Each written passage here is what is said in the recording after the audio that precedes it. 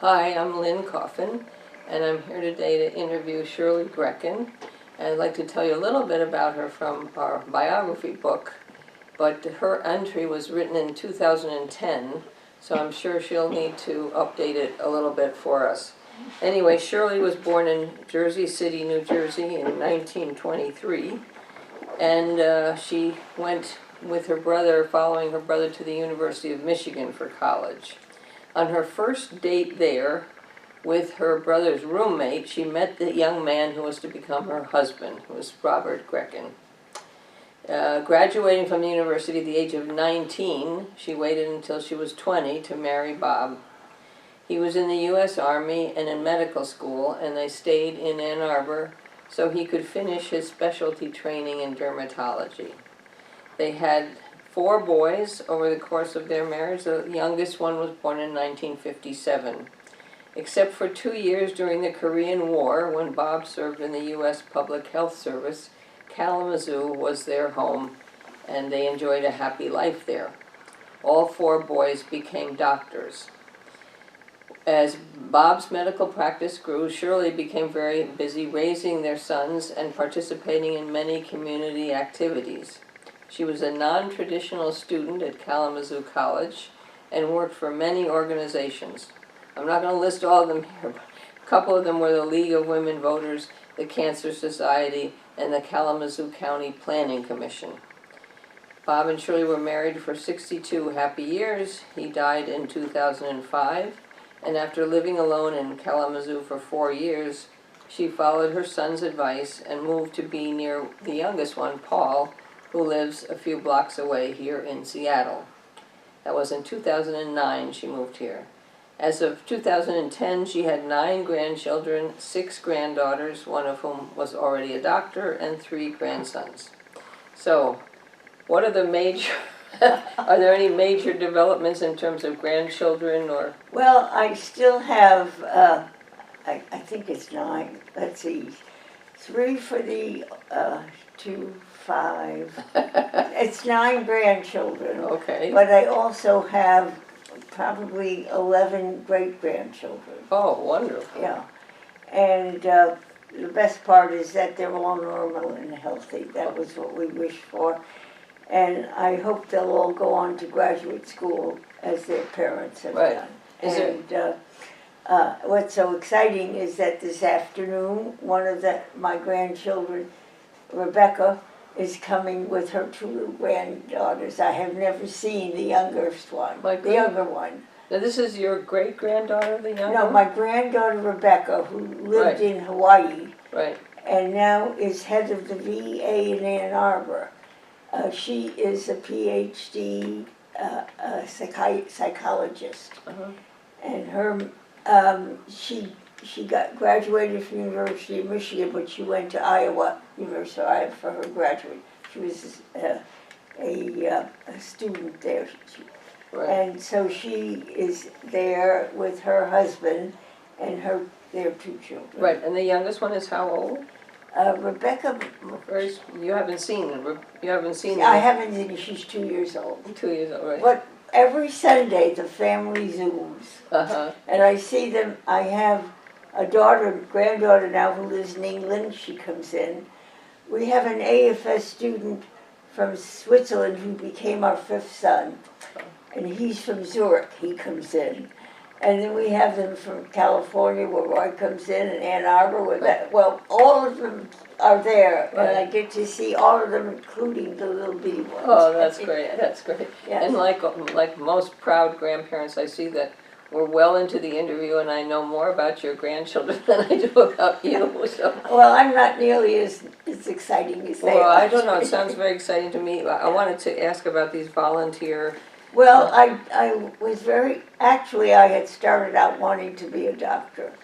And after I finished college, I was still 19, I went to apply to the bacterial department of bacteriology to see if I could get in for graduate work there.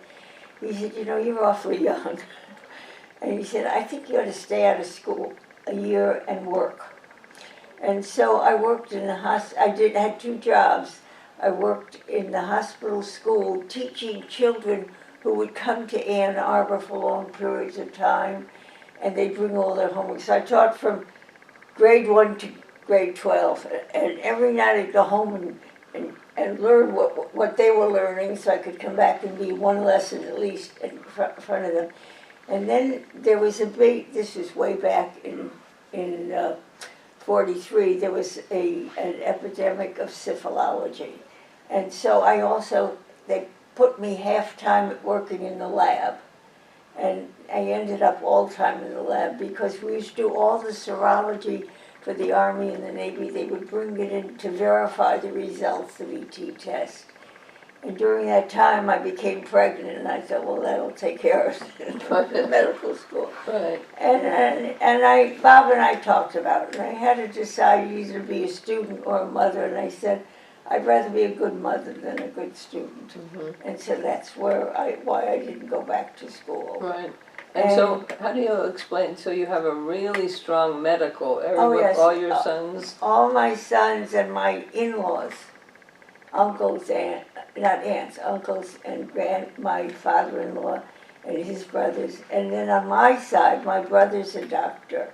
He's passed away. And a couple of his kids are doctors, and their kids, as with ours. So it seems like a long time ago, my father once said, you know, if you're in trouble, people can take everything from you but what you've learned up here. Uh-huh. He said, so be sure you have that pretty well stopped, right, and they can't really harm you. Right. And I suppose that's why they became doctors. I don't know. Yeah. I have a daughter, my daughter-in-law is a lawyer, and another daughter-in-law is a lawyer too. Okay, so there's a second strain. Yes. There's medical in there. Yes. So, but the organizations that you work for, so now I think we have a moment here. The League of Women Voters, the Cancer Society, the Kalamazoo County Planning Commission, the Kalamazoo Children's and Family Service, yes, the Medical Auxiliary, Sunday School, Kalamazoo Symphony Orchestra League, and the Zoning Commission. And that's just a starter. So. Yeah, well, I was busy, and then after a while my husband said, you know, we need some help in the office. Could you sort of put that on the front of your list? And I did. And I did the bookwork. I ordered the supplies, and I paid the bills, and kept the tax reports and things like that. Okay, so originally you started out thinking you would become a doctor and study, and gave the studying up to be a stay-at-home mom. Yeah. And then gave up the organization, the volunteer organizations, to go to work in your husband's office. Yes. Before we go though, you had all those volunteer organizations. Does one of them stand out, or were you at one longer, or? Well, the Cancer Society is one of my longest, and I received a number of awards. Now, what is this? Cancer Society. The Cancer Society. What is the Cancer Society? Well, it's the National Cancer Society, and they work to make things easier for people who have cancer, to tell them where they can get help and what they can do to alleviate their problems, right, and send them where they can find aids for themselves. And so what did you do at the you were whatever, we were on the board and formulated the rules of the organization. And I met every month with them. I see. Yes. And what were the awards you mentioned? Oh, I have pins and things like that. Yeah. I still have them, I think, in the drawer. Right. They're pretty. It's a big sword, you know. Oh, okay. Yeah. Okay. But I don't wear them. No. And you mentioned the zoning. Were you involved in any volunteer organizations after moving from Kalamazoo? Well, when I came here, the first thing I thought I would do was learn about Seattle. And so I decided to leave my car and not come. I saw, my husband and I used to come here frequently to see Paul and Elizabeth, his wife, and I thought, I can't drive here. Kalamazoo is a small town compared to this. And so I sold my car in Michigan. And when I came here, I was carless, and I thought, I'll ride the buses. And I did. I learned the bus routes and where they would take me. But I also did a lot of walking. I would walk sometimes 2, 3, 4 miles in a day. And I loved all the areas, especially in Wallingford. I thought it was the nicest community I had ever been in. And I loved the differences in the houses. There were no row houses. Everyone was different. And I got to appreciate the, the plantings. Huh. I was also, incidentally, head of my garden club at one point Oh my back home. God. And so I did a little of everything, but I was master of none. I was never a champion. Well, I say that, all those awards Yeah. indicate something else. Well, attendance. Yeah. So, did you know about University House? Did you meet? No, well, what had happened is shortly after Bob died, the first time I came back here, we were walking and I saw someone leaving. My son lives 4 blocks from here with a dog. And I said, oh, I love dogs. Do they allow dogs in that house? And she said, not pets, but she said, this is my seeing eye dog. Oh. And I said, oh, he's just lovely. And she said, but we're moving. She moved to one of the neighboring areas, and she said it was less expensive for her. Mm-hmm. And she said they do not like pets in that house, so except for cats. That was another community? That was here. That was she here. was walking out of here. And then my daughter-in-law said, you might consider coming here sometime, and this is where you should stay. She said the people there are highly educated. She had a friend who was it was for the faculty, and Elizabeth had originally worked in the human sources department, and so did Helen, her best friend. And so then Elizabeth became a lawyer. Elizabeth is your My daughter-in-law. daughter-in-law. She became a lawyer, and no longer worked there, but she said, I understand it's one of the best places to live. And she told me that her friends had signed up, but they weren't living there yet. They still aren't living there. Oh, wow. Yeah. So that's all I thought of. Right. But she said, let me show you one. She showed me Horizon House, and I got in there, and I thought, my heavens, it's like a big city in here. Right, yeah. I would never find myself. So I decided right off the bat I would come right here. So I'm very curious because, as you know, I live here and I have a dog. And we have, I think, 7 dogs now. So was this a change in? Yes. Nissan was son-in-law of Eli and Rebecca. I think this is Eli and Rebecca, the heads of their living. ERA is Eli and Elam and Rebecca. Okay. Almont Right. is their last name. And when he retired, I think at first Jacob was his follow-up, but now Nissan is head. They tell me, I don't know that for sure. And he's changed his mind because people decided they wouldn't come here if you didn't have a pet. Uh-huh. And so now he's allowed pets. Right. But you were always allowed to have a cat Uh-huh. or a bird or Right. a fish or something. Right. But not a dog. No. Yeah. So have you thought of having a dog? Not while I live on the 5th floor. Oh. The elevator is so slow Right. that we probably never get down in time for the dog to relieve himself. Yeah. Well, I'm glad to know that, I'm really glad that they changed the policy. Oh, I am too. I always had a dog with the children. I didn't have it when I was born. Couldn't have it where my parents lived. But as soon as I got married and we moved to a place of our own, we had a Cocker Spaniel. And that's all we had was Spaniels. Yeah. That's my dog, is a miniature Cocker Spaniel. I noticed his barking. Right. Not too much. But he's sweet. Yeah, thank you. So, being born in 1923 in New Jersey, in Jersey City. Yes. What can you tell us about? I mean, that's a different. Well, it was sort of the den of iniquity because Mayor Hay was one of the bosses, like the person in Chicago, and they ruled everything. And the rumor has it, that before election, all the homeless people were put in a hospital. They had a place to stay. They voted, and then they were out. I mean, and he ordered everything around. Yeah, but personally, like, what's your first memory? My first memory, we lived across the street from the public library. It was a huge stone, brick, or concrete building. It took almost half a block. And we were right in the middle, and I could see the reference room and the lending library and everything. and I was free to run across and pick up a book, and it was a wonderful thing.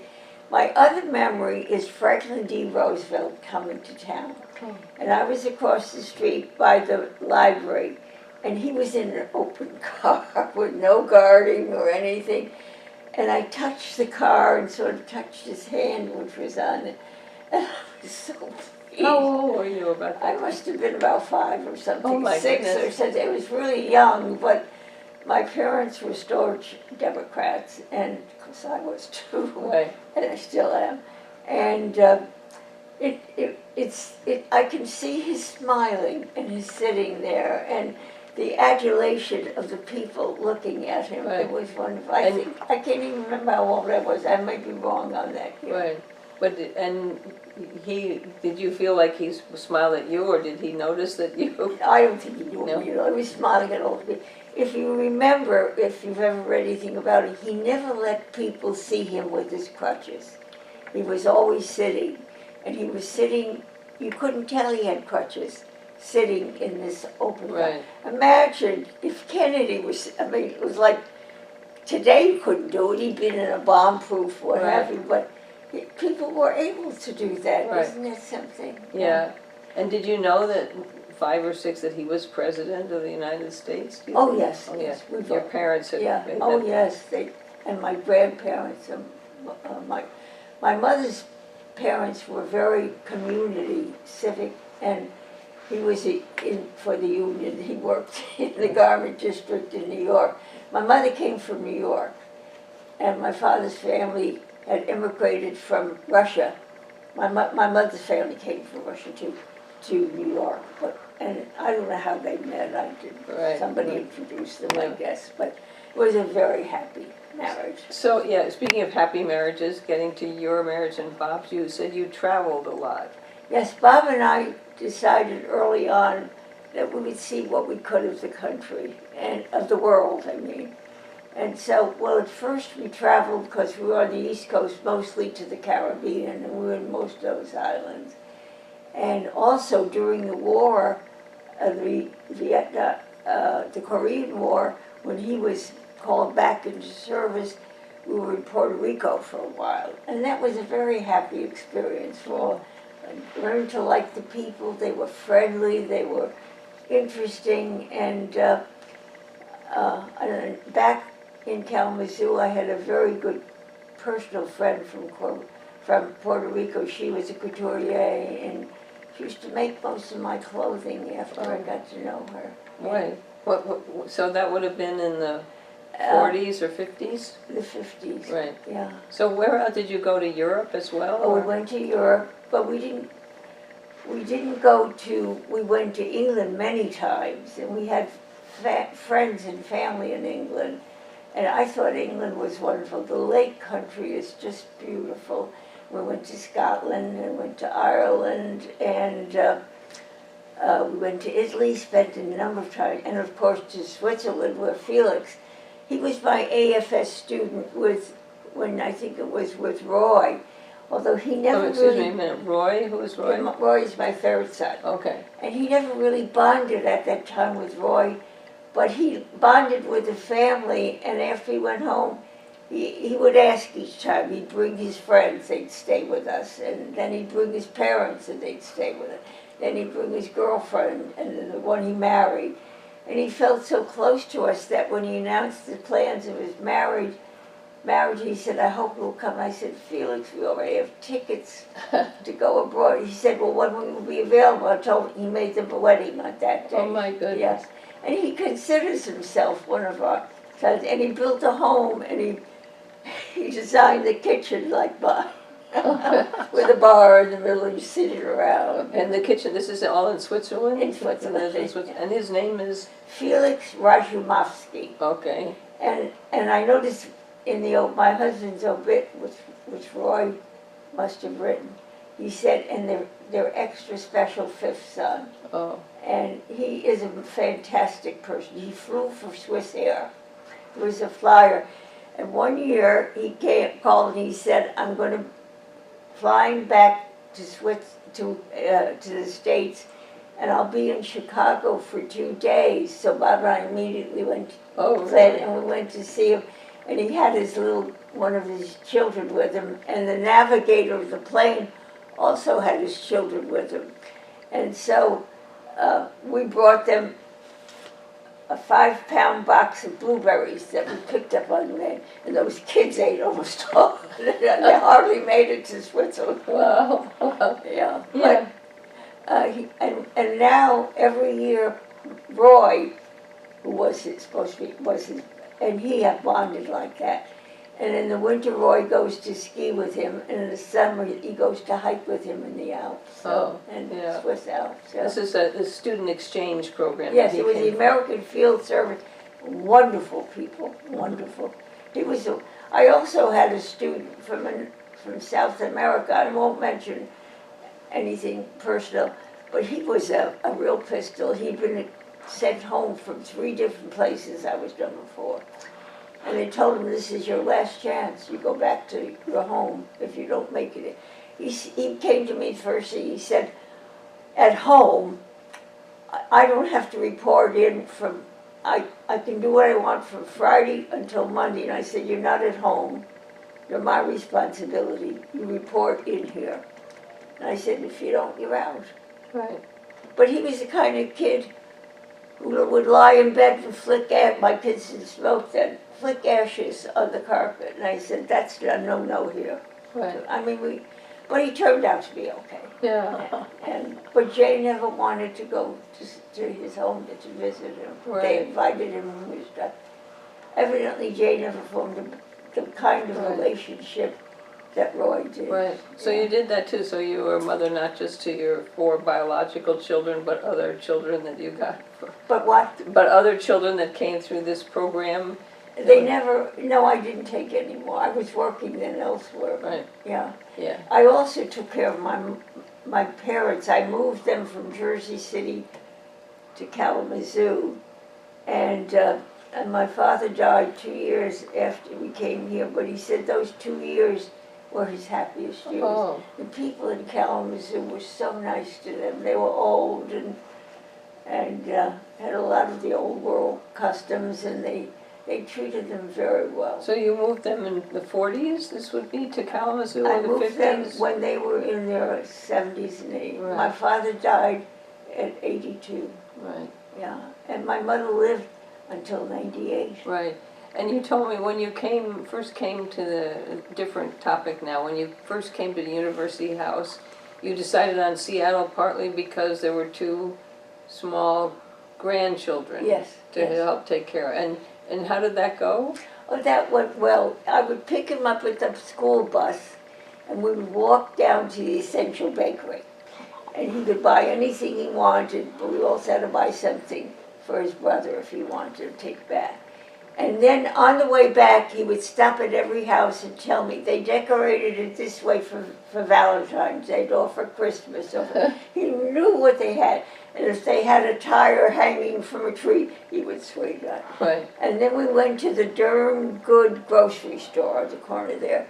And when I had both boys, and I'd say to them, pick anything you want. And finally, the clerk said, he was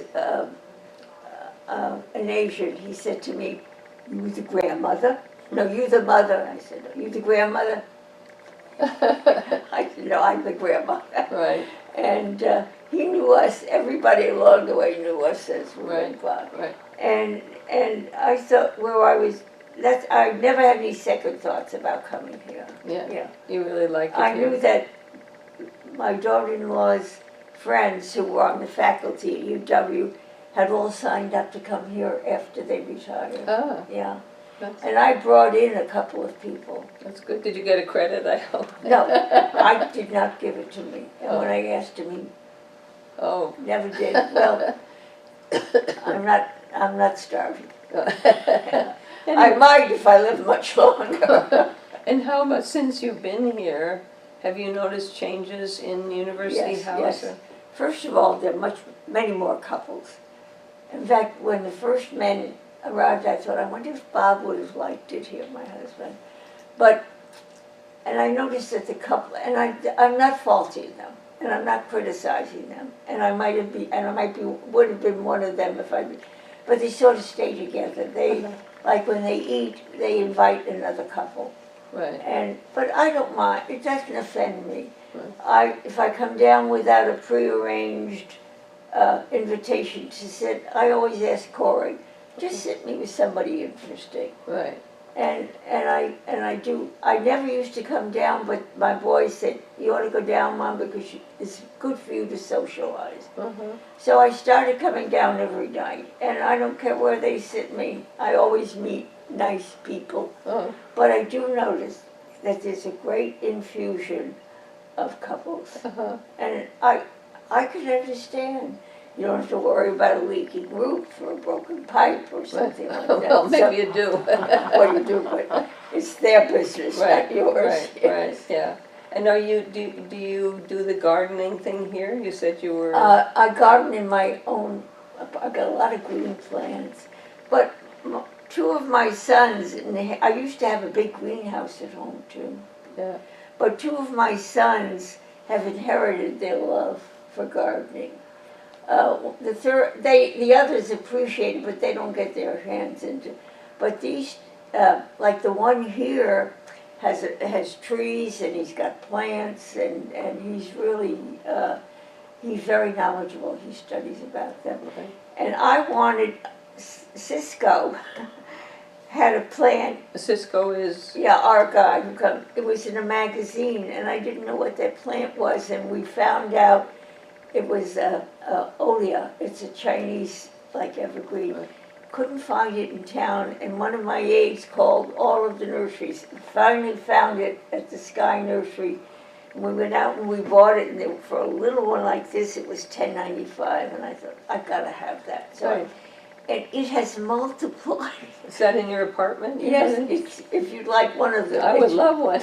Well, you ought to have one. You could have one, and they're selling it at the Petty for like $10.95 or more. So I'll give it to you. Okay. I keep rerouting them, giving them to people, and I said, "Don't buy them. Come and get one." Okay, so this sort of plant, could it be out in the garden? I don't have it out. I have it on my balcony inside. Yeah. I'll give it to you. Okay, thank you. Well, I'll check it out. I don't know that I have a green thumb, but I'll do my best. You don't have to. It sort of breeds like a disease. That's great. Is there anything else you'd like to say about it? It's been really interesting, and I'm so glad that you agreed to be interviewed. Is there anything else you'd like to say about? No, the reason I was a little late is we were talking about two of our friends who want to move to Bothell. I don't even know what Bothell is. They're not happy here. Oh. And they've been here a long time. And I said, it would be a shame to lose them. And we don't think they should go. And I don't think at our age in the 90s to start to make new acquaintances and new connections, going to be very hard. But what they say, they invite people to eat with them, the couples, and they never ask them back. So I said, there are enough people to ask somebody else. Yeah. You don't have to feel that way. I don't feel any personal animosity toward anyone who doesn't invite me back. Right. I'm grateful that they invited me the first time. Right. That's a good attitude to well, have. It is. Yeah. I hope you'll be able to persuade them to stay. Well, the person who came to see me, she and I were trying to convince them, please don't leave us. Don't leave us. So they complained about the food. I said, listen, you have to take care of almost 200 people's different appetites. Right. Come from different backgrounds. So it isn't the best food, but it's clean and healthy. Right. And and you didn't have to cook it. You didn't have to shop for it. You didn't have to clean up. That's great. They can't understand why it takes so long to put in a new dishwasher. Yeah. I've never put one in, so I don't know how what you have to do. Yeah. Well, I think it's wonderful that you have such a positive attitude. Oh, I do, and I've lived much longer than I ever thought I would, although my mother lived to be 101 and a half, and her sister 100. 104? Yeah. Wow. Yeah, when I first came here, I was amazed that, we just had that chart of ages. Yeah. It was said that the median age is like 80, 85. And, I used to think of in the 80s as impossibly old, and here, old I would say starts at 100. If you're 100, then people will grant that you're old. Yeah, well, look at Bob Sager. I know. He is the perfect gentleman and intelligent. I used to eat with him and Carol, his wife, quite regularly. And they're wonderful people. Right, I know. And there are others too. So maybe I will close this interview by asking if you would please speak to him. I would really like to do an interview with him. He won't do it? And I won't say he won't do it. He declined very politely. Gave me the feeling maybe if I had a different angle or different way but I really do think he's the second oldest person here, and I would really The oldest is Augie. Yes, I know. Yeah, and I've had an interview with her. Augie was a friend of my best friend, Sylvia Goldstein, who passed away about 4 years ago. Oh, I love Sylvia. Yeah. In fact, that tree is named after her. Oh. And it's her son-in-law who comes once a year to... I didn't know that. Yeah, Sylvia, which tree? Goldstein. Now, which tree? That maple tree that they moved to center, that's the Sylvia tree. Oh, Sylvia and if she saw anybody touching it, she'd run out and say, "You can't, Peter takes care of that." Yeah. Okay, well, thank you very much Well, for coming. thank you, and I really feel honored that you did ask me. Oh, I'm so glad. We should just say that I was informed, somebody was mentioning, I think Amy was mentioning the notable nonagenarians. And I said, if you know anybody, and then Shirley said, well, I'm here, I'm over 90. Well, let's end on the positive note that you came, and it was wonderful to talk with you, and I thank you very much, and hopefully other nonagenarians will be encouraged to come. I hope they do too. You have a number of them. Yeah, great. Thanks very much.